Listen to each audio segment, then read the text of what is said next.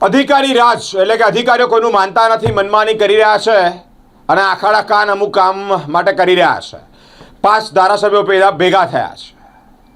શૈલેષભાઈ સોટા, ધર્મેન્દ્રસિંહ વાઘેલા, કેતન ઇનામદાર, પાદરાથી ચૈતન્ય ઝાલા તમામ ધારાસભ્યો ભેગા થયા છે અને રજૂઆત કરી છે। મુખ્યમંત્રીને પત્ર પણ લખ્યો છે। આમ આદમી પાર્ટીએ આ બાબતે સમર્થન આપ્યું છે કે અધિકારીઓ કોઈનું સાંભળતા નથી।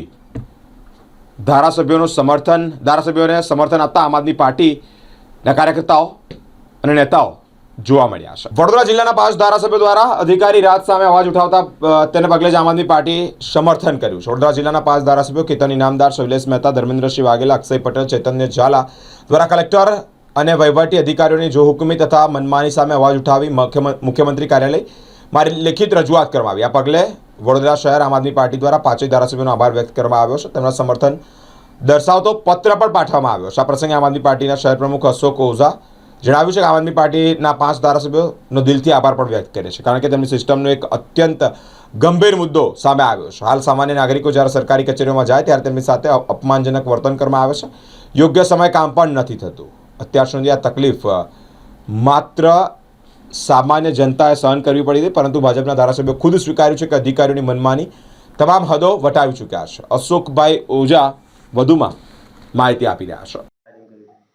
જે ભારતીય જનતા પાર્ટીની તાનાશાહી સરકારમાં ભારતીય જનતા પાર્ટીએ તેમના અધિકારીઓને બી જે તાનાશાહ બનાવીને ગુજરાતને ચલાવી રહ્યા છે, આજે આમ જનતા ચાહે પછી એ કલેક્ટરશ્રીની કચેરી હોય કે કમિશનર કચેરી હોય, વીએમસી હોય, ક્યાંય પણ જાય પણ આમ જનતાના કોઈ પણ કામ થતા નથી।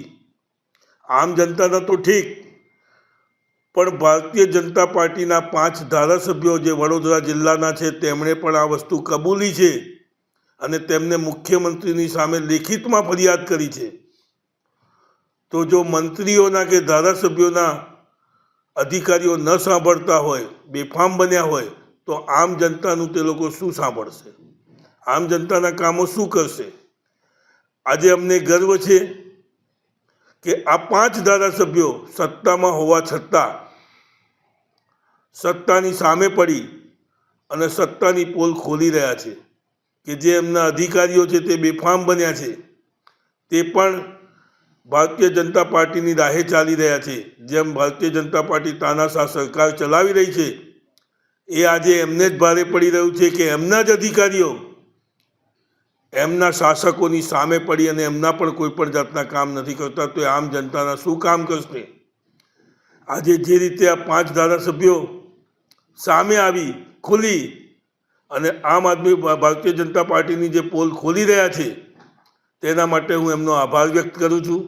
આમ આદમી પાર્ટી એમનો આભાર વ્યક્ત કરે છે અને અમારું માનવું છે કે જો આ જ રીતે 158 ધારાસભ્યો સામે આવી અને ખરેખર દિલથી કામ કરે, સત્ય ભારતીય જનતા પાર્ટીનું સત્ય બહાર લાવે, તો વડોદરાની જનતા ખરેખર વડોદરા ખૂબ જ આગળ વધશે।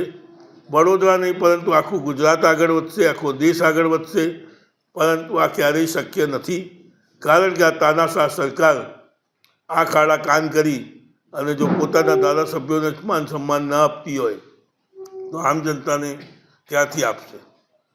એના માટે આજે અમે તમામ ધારાસભ્યો જે 5 છે વડોદરાના તેમનો આભાર વ્યક્ત કરીએ છીએ અને આશા રાખીએ છીએ કે 158 આ રીતના કાર્ય કરે કે આમ જનતાને તેનો લાભ મળે। જય હિન્દ, જય ગુજરાત।